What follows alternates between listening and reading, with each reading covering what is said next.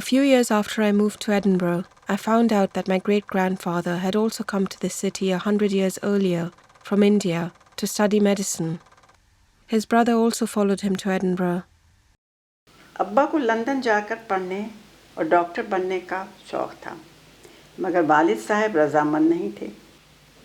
ये तस्वीर मेरे दादा की है। ये जो मुशर्रफ हक़ हैं, उनके बेटे, बड़े बेटे, और ये अशरफुल हक़ हैं, मेरे वालिद। One day I stopped at the registrar to see if they held any records for my great-grandfather, and there, unexpectedly, I found myself peering into a world that had been concealed and forgotten. On the 21st of October 1905, Muhammad Ashraful Haq married Jeannie Grieve Brown.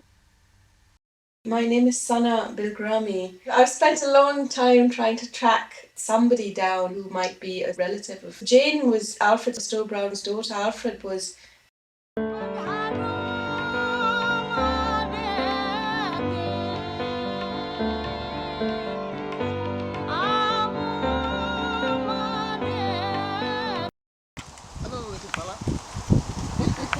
We were just talking about Jane Huck's books, weren't we, yesterday? The Bridal Creeper was the first one I read, and she actually, gives the native people have proper characters in the story, and, they're actually real people rather than just sort of servants, which they often are in books of those time written by white women, and that's really nice.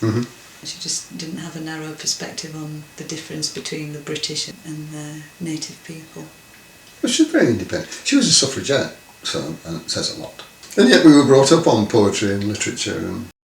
A little girl was born in Edinburgh in February 1906. I don't know exactly when my great-grandfather went back to India, but on the 25th of September 1910, he married my great-grandmother, Khairunissa Begum. अम्मा ने बताया था कि तुम्हारी बहन है, पहली तुम्हारे अब्बा की जो बीवी थी उनकी बेटी है ये, वो उसका इंतकाल हो गया।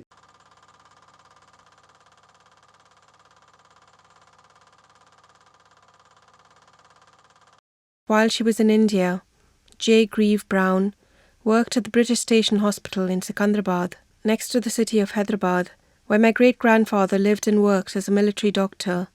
I find it impossible to believe that they didn't meet again. My great-grandfather published a collection of sexually graphic poetry that was banned. These sketches made me return to that photograph taken in 1918 in Neath. From all these faces, I keep returning to this one.